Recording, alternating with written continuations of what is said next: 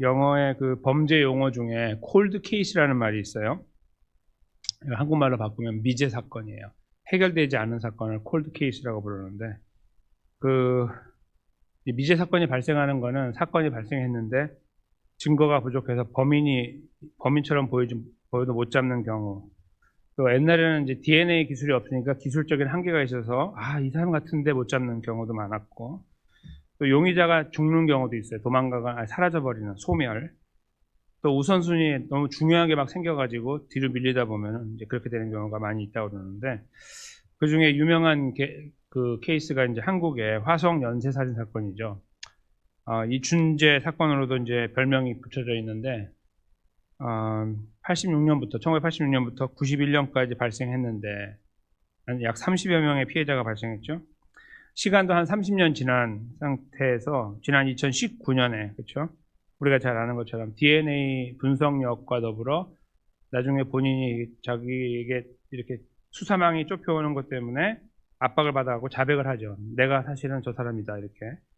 그렇게 해가지고 잡혔는데, 공소시효가 끝났어요. 2006년에.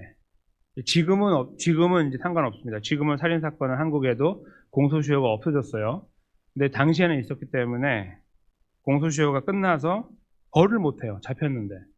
이런 어처구니 없는 일이 지금 발생했죠. 그래서 이제 이 사람은, 평생 못 나오게 한다. 이제 그게 이제 방법이에요. 다시는 못 나오게 해서, 이제 우리가 벌을 못하지만 나오지 못하게 한다. 이제 그걸로 지금, 벌을 대신하려고 한다. 이제 그렇게 지금 저희가 알고 있는데요. 이제 이런 일들이 발생하면은, 이 미제 사건이 해결되면은 그 가족들이나 가까운 분들 얼마나 마음이 편하겠습니까? 그동안에 이걸로 막 눈물 흘리고 걸어오셨던 그 피해자들의 가족을 생각하면, 이 사람은 지금 당장 벌을 받아야 돼요.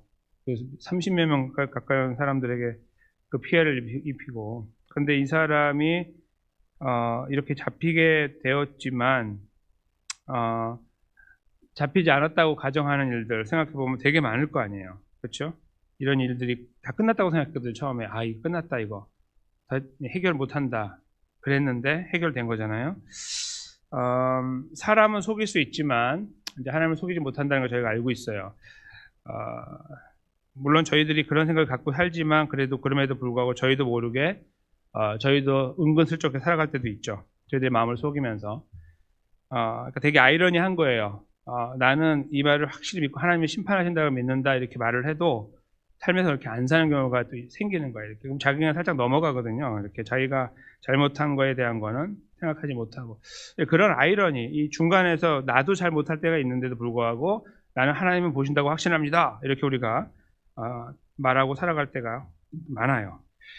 오늘 여기서 하나님 말씀은 그러한 마음을 살피는 분으로 하나님이 이제 등장을 하는데요. 누구의 마음을 살피냐면 악한 사람도 살피고, 여기 이런 범죄자들도, 그렇지 않은 자들도 살핀다. 소위 의인이라고 하는 자들도 마음을 살피는 분으로. 그리고 그럼에도 불구하고 소위 의인으로 하나님께서 정하시고 생각하시는 사람들에게는 하시는 일이 따로 있다. 그 부분도 저희가 여기서 발견하게 됩니다. 이 사실을 저희가 알면은 하나님 다시 은혜 앞에 저희가 서게 되거든요. 그러면서 기도할 수 있는 자신감이 생겨요. 우리의 의는 하나도 없는데 하나님의 의로 인하여, 예수님의 의로 인하여 우리가 기도하는 자리에 있다는 사실을 발견하게 되기 때문입니다. 잠깐 말씀을 살펴보면 이러는데요. 훈계를 좋아하는 자. 그래서 훈계라는 것은 그냥 이렇게 하지 마, 이거 해, 이런 걸 훈계라고 생각하는데, 이 말은 그런 말이 아니고요. 훈련하는 거예요. 훈련. 원래 말은. 그러니까 이렇게 한번 해봐 하면 그걸 위해서 막 부단히 노력하는 그런 것들을 훈계라고 그래요. 그 훈계를 좋아한다는 말은 뭔가 누구로부터 야단을 맞거나 꾸중을 듣거나 아니면 이렇게 해 하고 조언을 들었을 때 그것을 가지고 계속 노력하는 걸 말하는 거예요. 그런 자는 지식을 좋아하거니와. 그러니까 지혜로운 자다, 그 말이고요. 그 다음에 징계. 훈계와 징계가 같은 말이에요. 그러니까 징계를 싫어하면, 그걸 하는 것을 자꾸 이렇게 말 들은 거, 나 그런 거 안 해요 하면 짐승과 같다, 이렇게 쓰고 있습니다. 되게 말이 거칠죠. 근데 이게 원래는 어리석다는 뜻이에요. 짐승과 같다는 말은. 그러니까 왜 짐승과 같다고 했냐면, 짐승, 우리가 이제 이렇게 그 가축 말고 짐승 밖에 야생 동물들을 보면은 우리가 컨트롤 못 하잖아요. 우리가 이렇게 뭐 소위 밭을 일구는 어떤 분들 계시면은 이렇게 상추 같은 거 하면은 다람쥐가 와서 따먹거나 토끼가 먹고 이런 거 해가지고 우리가 이렇게 망을 치잖아요. 야, 너 오지 마, 이거 내가 먹을 거야, 이렇게 말해도 안 듣잖아요. 그 같은 거예요. 그것과 같다는 거예요. 아무리 말해도 안 되는 거. 그게 무슨 사람이냐 이거죠. 다른 말로 하면. 그렇게 쓰고 계시는 거예요. 그러면서 이제 그 지식을 좋아하고 훈계를 좋아하는 이쪽 있죠. 이쪽에 있는 사람들 선인은 여호와께 은총을 받으려니와 악을 꾀하는데 이쪽에 있는 자, 그런 걸 싫어하는 자는 정죄하심을 받으리라. 이렇게 표현합니다. 여기서 악을 꾀한다는 말이 이제 중요한 표현이에요. 즉 악을 막 행하는 것보다 더 중요한 것은 마음에서부터 생각하는 거거든요. 아까 제가 잠깐 말씀드린 것처럼 하나님은 그런 분이다. 마음을 살핀다. 이렇게 하지만 우리가 마음을 하나님 앞에서 마음으로 범죄할 때가 많기 때문에 아이러니하다고 말씀드린 것처럼 이런 말씀을 들을 때 보편적으로 이제 많은 분들은 우리는 항상 선이라고 생각해요. 선. 그래서 악을 꾀하면 안 되지. 막 이렇게 우리가 뭔가 이렇게 악에 대해서 그런 어떤 심판을 이렇게 생각하면서 막 이렇게 표현하거든요. 아니면 마치 우리는 굉장히 잘하는 것처럼 이야기할 때가 있는 거예요. 굉장히 하나님 앞에 잘못된 거거든요. 그러니까 이런 표현들을 읽을 때마다 조심해야 되는데 여하튼 여기에서 악을 꾀한다. 마음으로 뭔가를 도모한다. 이게 우리가 뭔가 악한 것을 막 심한 것을 하는 게 아니라 악한 생각을 하고 악한 계획들을 세우고 이렇게 마음으로 그런 것들을 하나님께서 다 보고 계시는 거죠. 그러니까 그렇게도 보고 또 의인들도 살피는 거예요. 똑같이 의인도 살피고 악인도 살피고 이것이 마음에서 일어나는 이 문제를 하나님께서 다 확인하고 계신다는 것. 그것을 저희가 이 2절에서 확인하게 되는 거예요. 사람이 악으로서 굳게 서지 못하거니와 의인의 뿌리는 움직이지 않는다라고 마지막 절이 표현하는데요. 여기 지금 악한 꾀를 갖고 있는 사람이 이제 이쪽으로 넘어오는 거예요. 3절로. 그래서 보면은 사람이 악으로서 굳게 서지 못한다. 그 악한 꾀를 갖고 뭔가를 도모하고 실제로 마음에 있는 것을 밖으로 끄집어내가지고 어떤 일을 해요. 나를 보호하기 위해서 어떤 것들을 만들어요. 환경과 상황을 만들고 그래서 나는 거기에서 이제 자유롭고 나는 괜찮은 사람이 되는 거예요. 항상 뭔가를 이렇게 도모하다 보면은 나는 괜찮고 저 사람 이렇게 되잖아요. 나는 괜찮고 이 환경 이런 것들을 이렇게 우리가 표현하거든요. 그러면은 그게 될 것 같아 이거예요. 근데 굳게 서지 못해요. 그냥 싹 무너진다 이 말이죠. 의인의 뿌리는 움직이지 않는다. 요동하지 않는다는 거예요. 결코 움직이지 않는다 그런 말입니다. 이게 그러면 의인의 뿌리라는 것이 무엇일까요? 이제 당연히 악인과 의인이니까 의인이면은 그 마음의 문제일 거니까 저 의인의 마음의 문제이겠구나라고 생각하면서 저희가 생각할 때는 우리는 의인의 뿌리를 가졌으니까 아니면은 의인의 뿌리를 가지고 아니면 뿌리를 지키고 이렇게 가서 움직이지 않고 하나님의 도움을 받고 살아야지 은총을 받고 살아야지 라고 생각할 수 있는데 불가능한 이야기예요. 절대로 안 되는 이야기입니다. 그러니까 우리가 어떤 이렇게 의로운 것을 딱 붙잡고 오늘 생각한 것을 죽을 때까지 갖고 간다? 불가능한 이야기예요. 근데 여기에서 사람이 이제 악에 대한 문제에 대해서 이렇게 들으면서 저런 거 안 되지 이렇게 생각하고 악의 의인의 그 뿌리에 대해서는 우리는 그래도 우리 마음부터 해가지고 잘 정비하고 이렇게 살아야 돼 라고 하는 것은 그렇게 하는 걸음과 노력과 이것은 이루어 가야죠. 근데 우리는 순간순간 발견하는 거야. 순간순간.